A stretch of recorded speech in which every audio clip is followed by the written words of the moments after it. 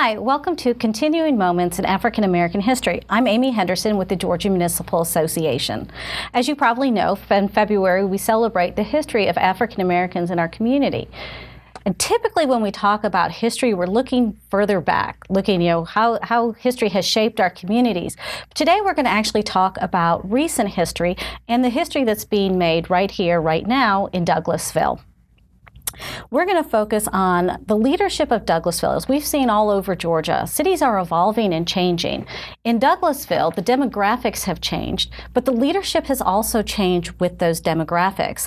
And we're going to talk to some of the leaders and get their input on their role in the history of the city and what they're going to do going forward. With us today is Mayor Rochelle Robinson, City Manager Marcia Hampton, and Police Chief Gary Sparks. Thank you guys so much for being here. Thank you. As we mentioned, now we're going to start. Marcia, you've been in city government for a while. You've served in a bunch of different positions in the city, but are recently appointed to the city manager's position. Yes, and Mayor, you served on the council before. Yes. And I understand you also were in the CIA for a while. So, of course, my first natural question is, what do you know about me? If I tell you, I have to kill you. Okay, don't tell me. And Chief, I think your story is particularly interesting because you grew up here. So you know Douglasville as, as a child growing up here and now from a community leadership position. But all of you have experience in government and federal. You were, I think, all in the military. Is that correct? Yes. Tell me a little bit how you got involved. What was the interest? What drew you to being a government employee or a public servant in your case, Mayor? All right. Well, I'll go first since you end with me. Service. I'm a Christian, and my blueprint for life is in the Bible, and Jesus was a servant. I grew up in the church, and so everything really stems from service for me. I'm a minister as well. My husband and I co-pastor a church. And so that's really what sparked my interest in government. My dad was in the Army. And so when it came time for college, he said, look for the GI Bill. And so I did. I went to the Army and served in the National Guard for 6 years, had my basic training in Fort Jackson, South Carolina. And so while I was in college, that senior year, you have a jobs fair. And I looked all over, and I had certain clearances with the military that I was still in, and I applied with the agency and was accepted. So my mother really put in me the public service part. So my dad had the governmental service, but my mom, when I was in the 4th grade, we were marching on the Board of Education for equality in books. And our house is very eclectic. We had a lot of different people come to our house and talk about things. My mom called it the movement. So she was in the movement, and that kind of still was a seed that was planted in me to continue to serve. And when I got into this wonderful community 20 years ago, someone that's close, another great family in the community, the Danley family, the person said to me, you need to run for public office because you know everything that's going on in the city. And so I did. I ran for city council, and it's been since 2001 when I was elected, and now it's 2016. So it's been 15 years that I've served either elected or appointed in the community. That's great. And I love that history of your family being involved, because children today, our children probably don't see, civil rights. They just, as we did, or as our parents did, or our grandparents, it's just a thing. It's just there for them. They don't understand that struggle. That, that it's a history. It's in the history books, and they don't see it living because we really have done a lot in this country and made a lot of headway. But that's something that we really have to teach them and continue to let them know that, it's something that's in our part of your history and something that's a root that sometimes you might need to dig into, give you some stability. Yeah, that's a great way of putting it. And Marcia, what got you involved in? Really, I would say the military was a fluke, really, and it's an interesting story to tell you how I joined the military. But really, as far as service, I come from a long history of people who serve. My mother is a social worker. My dad, his family owns a lot of acreage in a small rural town in South Louisiana, and most of the folks who live in the area in which I live, we sort of worked on the bartering system. So if you didn't fish or you didn't hunt or you didn't grow anything, anything, you probably weren't going to eat. So, you know, he was always of the mindset of sharing. That's what we did. We fed the community. Our part of it were hogs and corn. So if you got hogs, you got corn. So that's typically how that works. But my dad always encouraged us to be active, active in school. My mom was very strategic in making certain that all of us, and 1 of 3 girls, that we were involved. She never allowed us to participate in or not participate in school. Her thought process was, you're going to sign up for something. I don't care what it is, you're going to sign up for something. So I was heavily involved in Girl Scouts, heavily involved in 4-H, and always in those situations, I was always serving in some type of leadership role. My dad was heavily involved with us in school. You know, many people don't know this, but I graduated high school in the early 90s, and we had segregated activities at school. Oh, wow. So people, you know, that's very surprising. And you think, you know, you're only talking something that's less than 25 years old, but even our high school prom was segregated. So that changes your scope and your mindset. But I can tell you that my parents were smart in the fact that they always told us to look at the individual and not the situation. And that's the best way that's going to guide you and help you understand what's going on. So we never really judged the situation to make us about who we are. Right. And my mother always said that, you know, you are not this community, but you can help make this community. So as bad as that may seem, you know, I never looked at that and said, oh my gosh, I come from this place. No, I come from a good place because I come from my mother and my father. And of course, them coming from, as the mayor said, a place where we were rooted in Christianity. So I would have to say, as far as service, that was definitely my parents. The military, that was me just wanting to leave away from a small town. That was nothing strategic about that. That was my mom. She held me tight. I was the first, and she said, you cannot go away to college. And I was just thinking, I can't commute. It's just an extension of high school. And one day I went into, I actually was going into the Air Force's recruiter's office. I had already spent 2 semesters in college. I'd gone on a cross-country scholarship, and they weren't there. So you knocked on the next door? No, over? The guy next door who was in the Navy recruiter's office said, what are you looking for? I said, I was looking for the Air Force recruiter. He said, you're looking for the wrong person.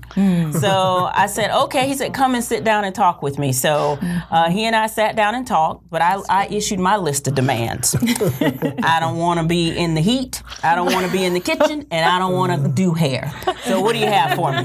So, and I want the GI Bill and the Navy College Fund. Can you do all that for me? So he just kind of looked at me. He said, you are a strange character. So in a sense, that started my Navy career, but I got everything that I wanted. So, but it's been good. I've seen my friends do well, and I don't regret a moment. You know, my mom said that she always had this thing in the back of her mind that her child would come back home, but oops, I never did. But I think it expands your horizons and your perspectives, and you meet new people, and that's, you see the world in a different way. That's right. Way. And Chief, you grew up here, but you had to have left at some point. Yeah, I had to get out of here. Yes, just like the mayor and the city manager, you know, my background is rooted in the Christian faith, and I guess my servanthood had started as a young boy that I used to watch. I used to watch the TV, and I used to see the freedom marchers and watch Dr. King.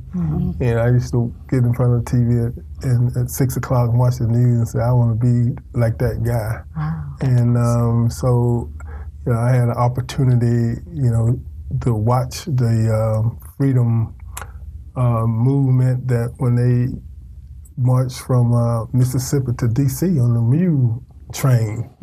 I was happened to be, I guess God just put me right there, because I was a little boy. I rode up the street on my bicycle, and look, and they were walking by, and with the mule train going to Washington. So that started getting me to want to. What a great impact! I mean, that visual and just being part of that must have had a huge impact on you. It did, and so I didn't do too great in school, but I did go to Fort Valley State University, and when I got there, you know, a historical black university, it was instilled in me to want to go back home and do something. My instructor would often say, you didn't come down here to play. You came down here to get prepared to go back to your community to serve. So I was getting more of it. And, you know, I joined the military as well. I was in ROTC while in college and went on as a commissioned officer. But that yearning that I used to hear some of my instructors telling me, go back home, you know, change something, be a change maker. Well, that leads me to my next question. If you were to give a young person today some advice, all of you had great role models, you had people who pushed you, who gave you good advice. What advice would you give to a young person today, just in general about their lives? They can do all things through the God that strengthened them. They can dream big, and they can do anything that they come to their mind if they just have the faith and determination and the drive, and you know, and always study. Never stop trying to be the best you could be. That's what my mom used to always tell me, you know, all the time. Be the best at whatever you do. You know, be the best at it. So, you know, the young people, they can, if they just seek wisdom and knowledge, and they can overcome. And you work closely with the youth in the community. Tell us a little bit about the program that you have. We started here in the City of Douglasville about 9 years ago, a program called Youth Against Violence, and we looked at trying to redirect some of the energies that the young people has and direct it in a positive way, and let them know that they're part of the community. They are the community. They are our future. They are worth. They are worth spending this time and effort with. Yeah, and they're important. And we just try to show them some love, hard love. You know, but we let them know that they have a place in society. I think oftentimes now the young people are lost. Some of them, not all of them. Right. You know, so we wanted to go after the ones that some people may think they won't make it or will not make it in society. So we're trying to redirect that and get them to make their dreams happen. That's great. Mayor, what advice would you give to a young person today? Wow. What advice? Well, I have a 13-year-old, a 15-year-old, and my son will be 17 March 23rd. So I hope they're listening. First of all, do your homework. First of all, come on. But I would say, really to reiterate what the chief said, I can do all things through Christ who strengthens me, and it's who strengthens me. So you need to take the onus upon yourself to do something. And so the advice I would give to a young person is to really build up your self-esteem, know that you can do it, don't look at limitations. If you prepared yourself to go for it, you know, be a risk taker. And it's difficult to say that and to do it because, like Marcia and the chief, I had a very close-knit family. When I was sworn in, my siblings were here, my mom was here, you know, and sometimes I feel like I just want to go back and, you know, go back home because you're afraid to leave. You have that love and that support, but if you want to make a difference and maximize your own potential, you need to take a risk. And so that's what I would say to young people is really do your homework, study, be prepared, but take a risk. And also listen to people around you. I just mentioned my 3 teenagers, and they just know everything. Of course. I mean, they listen sometimes. It's like, how did you ever get to be so stupid? I can look on the internet for that. I don't need you to tell me that, Mommy. Yeah. But listen to wisdom. And listen to people around you who have done things and come through those things. The chief is trying to implore those kids in Youth Against Violence not to make the same mistakes. He may not have done all the things, but he knows someone who has. Right. And so we can help young people through pitfalls, and they just need to sometimes pump their brakes, as they say, and listen to someone who's done it before. Really take their advice. Marcia? You know, I would say my advice would be, you know, always seek to do the right thing. You know, and just like the chief and the mayor, you know, of course, growing up in a Christian household, you know, my parents were always from the standpoint to whom much is given, much is expected. And, you know, my dad's just heart was that you're given much when you're able to get up and stand up and walk around. That's enough, because some people aren't able to do that. So make certain that you always look to do the right thing. Always make certain that, you know, I always feel as if anytime I'm doing anything, somebody's looking. Somebody is paying Well, especially attention. today with the cell phones and the cameras. Oh you my know, gosh. Yes. somebody's always My watching. granddad used to say, somebody's always looking. Somebody is, Even before that. exactly. Yep. Somebody All right. Oh, there is you go. looking. He watching. Exactly. So if you don't feel comfortable that you are good with what you're doing, don't do it. He watching. So, and the chief is right. And when my dad would say that, that's what I knew. So I always had in the back of my mind, even when I was doing something that I know, you know, they wouldn't stand for, I just always felt like somebody's watching. So it's always driven me to do the right thing. And that's where, you know, I would say to young people, because even when I could think about my young self in my teens and my early 20s, you know, there was always a tug that I'm going to do the right thing. And it just comes back full circle. And you know that you have a place where you're going to be a prosperous adult. So, and that's in whatever you do as a chief and the mayor. Well, it makes decisions easier. When you know I'm doing the right thing. You know, it may not come out exactly right, but I'm doing the right thing. That's right. But you mentioned, you know, people are always, somebody's always watching, and here you guys are in this leadership role.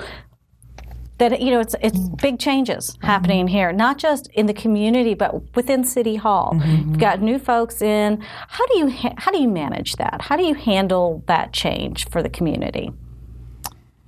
You know, from my perspective, you know, I'm new in this role, but I've been with the city 13 years. I've always, you know, myself, like the mayor, we're not originally from here. So I think it takes a different type of person to be able to assimilate and feel and make certain that you're accepted and make certain that you're accepted across the board within the community. And that doesn't necessarily mean that they always like what you do, but they understand that you're coming from a fair place. And I took that, you know, position when I became Main Street manager back in 2003. No one knew me. They didn't know where I was from. You know, in small town in Louisiana, I wasn't even from Georgia. And, you know, when you think about downtowns, those are typically your business owners who've been around for a long time. So for me, I just kind of, I feel like I took the right steps back then, which were do a lot of listening, a lot less talking, understand the needs of the people. And I think that when people feel as if they're heard, they feel if they're being understood, you can bridge those gaps. And I don't pretend to know everything. I try to make certain that specifically in the role as city manager with staff, the staff are the experts in their own respective areas, and I would never pretend to know everything there is to know about any of those areas, and I try to make certain to utilize their level of expertise, and in some cases, like the police chief, he's been here longer than I have, so I yield to his level of expertise, and then with the community, I yield to their knowledge about what's happened back then, so I don't step on those landmines. And I'm listening and I'm hearing them. So I think making certain that they're being heard and then making certain that they understand that I do care. I do care about the community. I think that helps. Well, I will say, I'm proud to say that I was on the city council when we hired Ms. Martin. We made a great investment, great decision. You get credit for that decision. That's right. But changes in City Hall and in the community in general, and in specific, I'm the only elected to this position, African American for the mayor and city council. And I say that in that last race, there were 3 white males that were elected and myself, and I won by 62%. So it's like Marsha, you build your reputation in the community. And since 2001, when I was elected, I think serving, you know, Water and Sewer Authority, Board of Directors, Wellstar Hospital, the Technical College, the Zoning Board, Elections Board, Vice Chair, I've built a reputation. And yes, being African American and being the first one in this position is monumental, and I'm very proud of it. But I think it speaks to the work that was done and the trust that the people had in me to put me in this position. So I hope that it was like Dr. King. They did not look at the color of my skin, but the content of my character, and decided to elect me to that position, to this position. Well, being from here and starting at the bottom level as a patrolman, you know, and what was instilled in me as a young man was treat everybody right, do unto others you have them to do unto you. And that's what I've always. That's how I always carried myself when I was a patrolman up to my position now. I always try to see the good in people, not that I'm blind and I can't see. Right. Don't take The kindness for weakness. But I always try to look at the good in them, and I just try to carry myself in that way. And now, as been here for 29 years, you know, I have a I know the community. I feel I know the community. The community is changing, and so I have to change with the community. But the men and women that work with me, you know, at the police department, you know, I hope I've showed them that I'm a person of integrity and character, and I think the community understands that. From, you know, I did a lot of jobs as a police officer here and arrested a lot of people. But no one can come and say Gary Sparks told a lie on me, Gary Sparks didn't treat me right, he did me wrong when he was arresting me, because that's not me. Right. So, you know, I just always know that somebody's watching. That's right. Well, and you're involved in your professional association and the Georgia Association of Chiefs of Police, and I know, Marcia, you're involved with, you know, the City Managers Association and International Association of City Managers. Something. I always know the acronyms, maybe not always what they stand for. But Chief, so you're around obviously other police chiefs who are serving communities that they didn't necessarily grow up in. Do you feel like the way you police in your community is different because you're from here? Because this is your hometown? Probably so, because I really, really care. I care about all the people. Not that I don't care about people in other communities, but I have a stake here. My family is here. You know, and you probably know the history. You know, the individual standing before you. You probably know their family history going back a couple generations as well. Yes, not so much now. You know, like 15 years ago. Yeah. I could tell you, if you know, you give me your name, and I could tell you about some of your family members, because I probably went to school with them. But Douglasville is growing, and when they're diversifying. Exactly true. And you know, so I don't know them like I used to, but that's why I try to get to know them now. So, but yes, I think that's a direct bearing on how I feel about my community, because I'm from here. My family is here. My uncles and aunts and cousins and church members and everybody is here. Right. Not like these two beautiful ladies here, you know. But I just have my family and my roots are tied here. So it probably makes it just that much more important to you that the community is safe and the people are, yeah.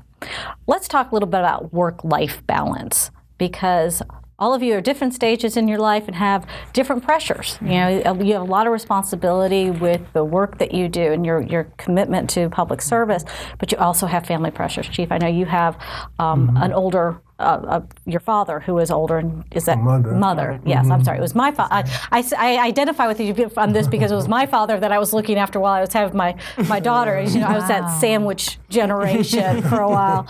But that's a lot of work to make sure, you know, everything is going okay with them. And then, of course, you mentioned you have the 3 teenagers. Bless your heart. I know. Pray my strength. Yes. Yes. And of course, the church. And if I can't imagine another job as demanding as government, as public service, other than the church, and you've got both. Yes. And there's so many demands that go with that. And then, Marcia, with your husband being on an on-call position with another city and having a young child as well, how do you balance this? I mean, I think a lot of people are in similar situations with demands at work, volunteerism maybe they do, and then the family. How do you balance all that? For me, I have a supportive spouse. I mean, to be honest, I definitely know that I would not have been able to grow my career here if it wasn't. I mean, since day one being employed with the city, I've had evening meetings. I actually was employed here at the city, and 2 months later found out I was pregnant. So my son has grown up with me here at the city. So he knows nothing else. That's it. That's all he knows. He just knows, the city of Douglasville. So, he'll be 12 April 1st. So I have that. I'm in that. was 12. I know. So we're in that preteen phase, but just very similar to my parents. I grew up with a working mom, so I have no false illusions about being. You're not trying to be perfect. No, you're just trying to get through the day. I made the comment over the weekend that I grew up with a mom that every day she came in, it was like a hurricane coming in, and we knew you better back up. But it was very important for her that we had a hot cooked meal every night. Now I can't do 6 nights a week like she does. I really wish I could, but I try to at least do 3. I try to make certain that I'm there for every game, every after school activity there is, and then I also try to respect that my husband needs a guys' night out. Because he knows that when I'm at council meeting like tonight that he's doing homework, and sometimes women, we can juggle a little better than men sometimes. Yeah. Well, and I think, and that's such a great point that you bring up. It's not just that, the diversity has not changed in form of race, but men being more involved in the home life and the domestic stuff. I mean, I think about my grandmother, with her pearls and her apron, and she got married and quit her job because that's what you did. Right. And she looked after the children. So it's so great too that we have that evolution of roles as well. Yeah. And as I said, I keep just, thankfully I grew up in the home that I did because my dad was very similar. He didn't probably do as much as my husband, but he stepped in when my mom had to go to a training.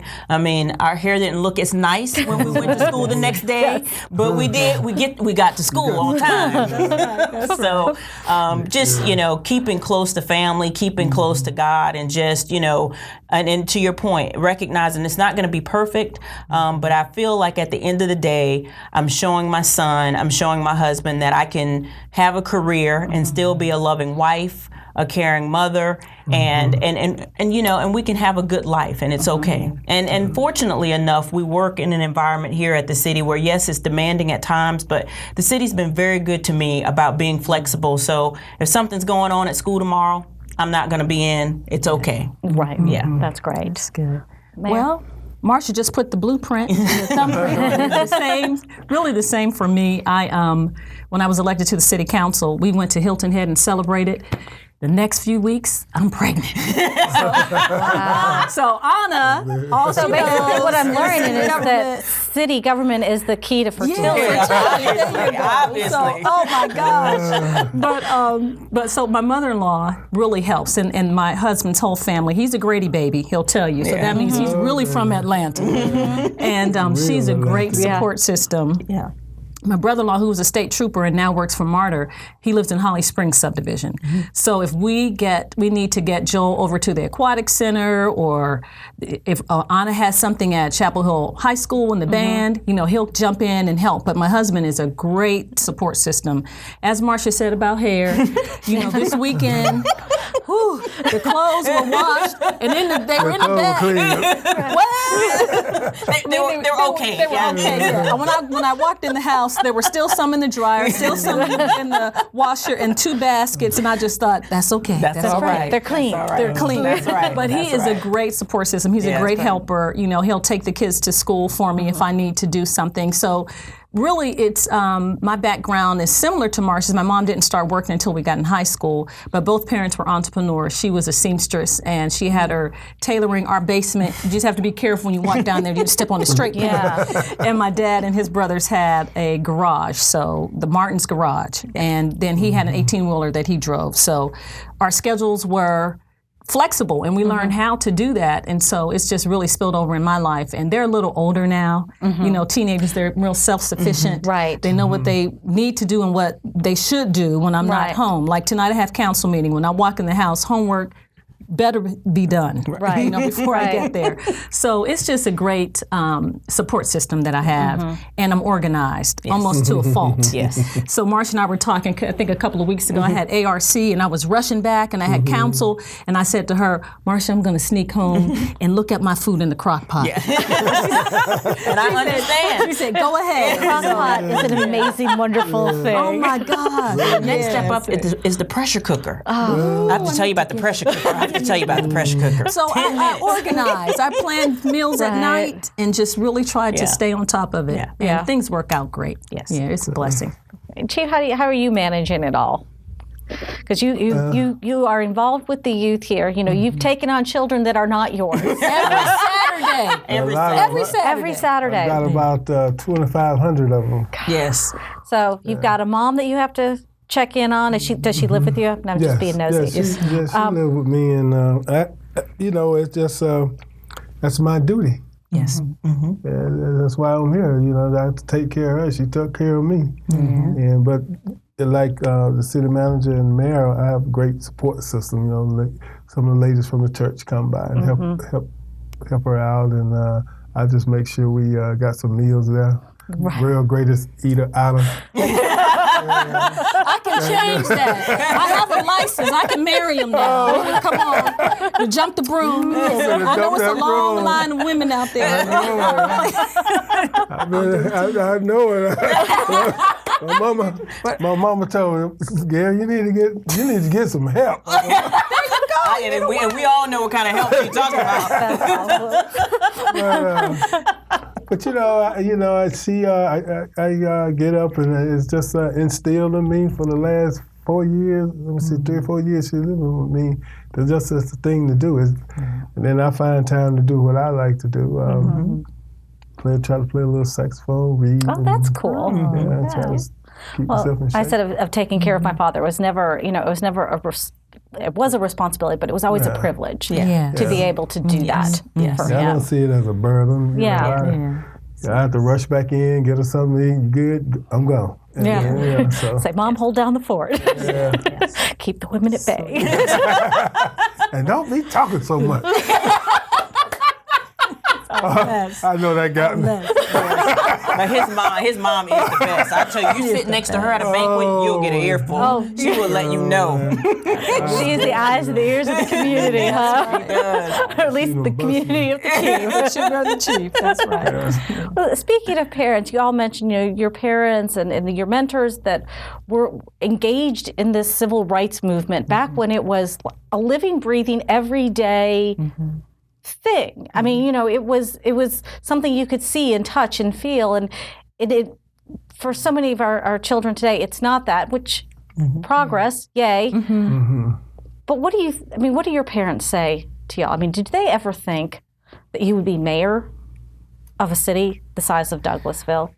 Well, I'll tell you, my roots, my maternal roots, my grandmother, my mom, they're from Mississippi, from Columbus, Mississippi, and they were sharecroppers, my grandparents. My granddad was from Alabama, grandmother from Mississippi, and my mom remembers there were 6 kids, and she was 5 years old, and she said they were saying to her, you need to go in the fields now. And she wanted to go to school, and her mother, my grandmother, wanted to go to school. So they had a rendezvous. My grandfather went to Ohio, and he set up a farm, and he really was gone for about 2 years. And at night, they got on the train. My grandmother piled her 6 kids on the train, and they went to Ohio. And my mom said she had her shoes with the shoestrings tied around her neck. She didn't wear shoes in Mississippi. And she got to Ohio. She said, wow, look at all this cotton. It was snow. She hadn't seen snow before. So I can't imagine that my grandmother would ever think. And my dad's family is from Virginia, from Lummingston, Virginia, and they were farmers as well. They moved to Ohio. So my dad's parents and my mom's parents, they knew each other. Their grandfathers were best friends, and so we have cousins. Everybody looks alike in the family, but because they married each other. Right. But they were farmers and hard workers, and I don't think they would ever have imagined. My dad passed when I was on the city council, and he was so proud. He had my council card. When I went to his funeral, everyone would come up to me and say, your dad, he would come and fix on our car, or we'd go to the shop, and he always say, look at my daughter. She's on the city council in Douglasville. So it was just, I don't think they would be able to imagine the progress. And I went to Washington, D.C. with the U.S. Conference of Mayors a couple of weeks ago and went to the White House.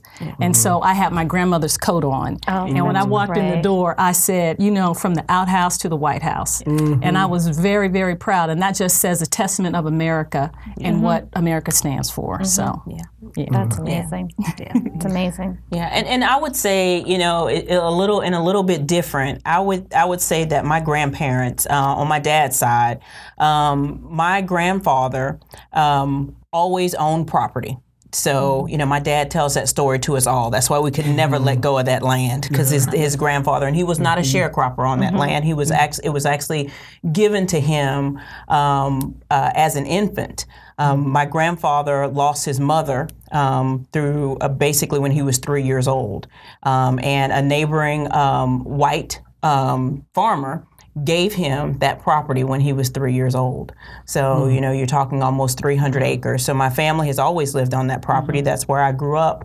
And my grandfather was a lot like my dad. I tell you, it's so funny because I remember telling my dad passed away last January, that he was starting to look like his daddy. And the longer you stayed on this land, you're starting to look like your daddy. And my grandfather just expected so much. My dad was one of 10, and whether or not he believed it, that's what he drove into all of his children and all of us. So my dad probably would not have been, he was not shocked as far as what I was able to do. He would laugh and joke, which I knew the truth. He would always, anytime there was a mayor elected in Atlanta, he would say, so you're going to work for that mayor? He knew I didn't work in Atlanta, but he would just do it just because. But it was just such a high expectation for us. I think it would have been the opposite if something else were to have happened. It was just really high. And I go back to my statement and my mom saying, you are not your community. I graduated high school in 1992, and it's shameful to say that we had segregated activities, but I can tell you my parents were very similar to what Gary mentions when he says, you have to look at the man. And I just remember many conversations with my mom and my dad about not looking at the ugliness of this, but looking at what can come out of it. It's just really sad to say that I'm 42 years old and that was my reality, as a kid, because you're not talking about something that was that long ago, but that's what it was. I could have had two different choices and two different roads to take. I could have taken the road of considering that a negative moment in my life and to allow that to drive me into negativity, or I could have taken that and done what I feel like I've done today, which is hone in the skill about looking and meeting people where they are. My dad was just really good at that. And he just really, it didn't matter what race, where you're from, he always met people where they were. And to me, if I could take something from him, and my granddad was a lot like that, they knew people were shocked by people who would come to my family's house, like, how do y'all know those people? How did you bridge that gap? Because they were just good about meeting people where they were. And my grandfather was always of the notion that he's a man just like I'm a man. And it means that whatever he can do, I can do.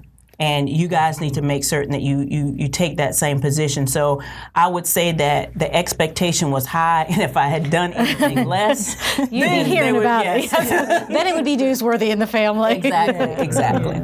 That's great.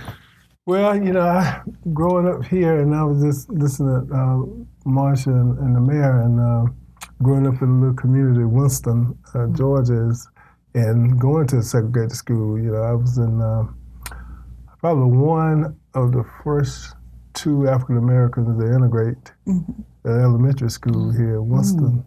But at the time, I didn't think anything about it because I had my cousins and my friends and the people at church. That's when the community raised the kid. Everybody made sure that you was on the right track and doing the right Everybody thing. had a stake in your growing up.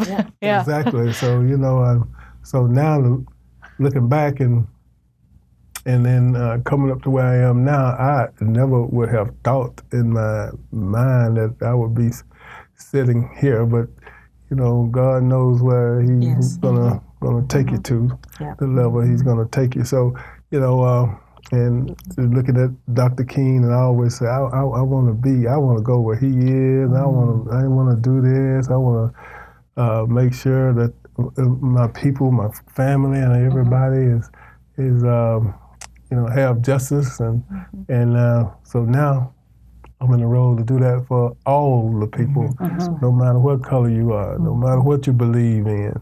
We're gonna treat everybody right. So I think that's was instilled in me, and I think I've gotten to this position because of that. And I was, somebody asked me, said one time, well, you worry about if you want to get to be the chief or whatever? I said, no, because God got that's in His hand. I'm just gonna do what's right. I'm just gonna do the will of treating people right. And then where I go, that's where I end up. That's right.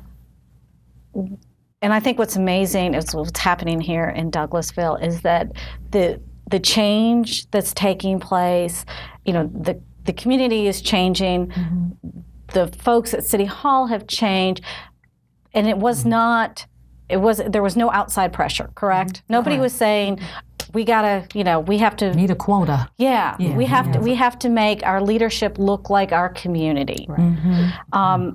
And coming out of Ferguson, that was one of the complaints is that, you had leadership that didn't reflect the diversity of the community. Chief, I'm going to throw it to you. Could something like, how do you feel about the situation in this community? Do you think that something like a Ferguson, or just how does the community feel about the leadership? You deal with a lot of the folks. I think the community is grateful that we have the leadership that we do have. We just elected the new mayor here and the new city manager and myself. We doing things to educate our community and not to be a us and them type of a community. We building a community of one, the community of government and the citizens, and a community that's encompassing of all of God's children, So I just thought about Dr. King. All right, go ahead. But anyway, so that's what we're trying to do to combat that type of ideology of a Ferguson. It's just treating people right, doing the right thing, being have a high character and integrity, and being transparent and open to people, not trying to pull anything over anyone's eyes, because that's what my eyes are on for things that's not right, and things that's not open. We have an open book here at the city government, and so I think the citizens they understand that, they see that, and we get down to what the problems are, not trying to cause or make new problems by not by doing the right thing. We were put in these positions to lead, and part of leadership, you must have character in your leadership, and some strong men have failed, and women, because they didn't have that. I pray every night, that my character not be blemished. I try. It's just life. Right. That's right. It's an everyday thing. And I'm trying, y'all. I'm Mayor, trying. let me ask you, you're new. It's to the position of mayor, but you of course worked in the community and been on the council before. So I won't put too much pressure on you to say that in 20 days how where we're all going. But where is the city going? Where is the city going? Forward. Forward is the battle cry. What is the future you see for Douglasville? The future is really inclusion. We had a retreat this past weekend, and we had laundry list from council members and from the staff and from myself. In the Bible it says in Habakkuk to have a vision, write it down, make it plain so men could see it and run. And so we really have devised a plan that takes us in economic development, balancing out our residential and commercial, fixing up our downtown, looking at blighted areas, trying to fill our empty boxes, things, proposals to do with the old mill and all the specifics that go with the city. But we really have a plan. It's kind of like the contract with America. This is our contract with the city. And we'll have a press release that will come out and talk about those specifics. But in generalities, we just want to build the city up and really focus on the community.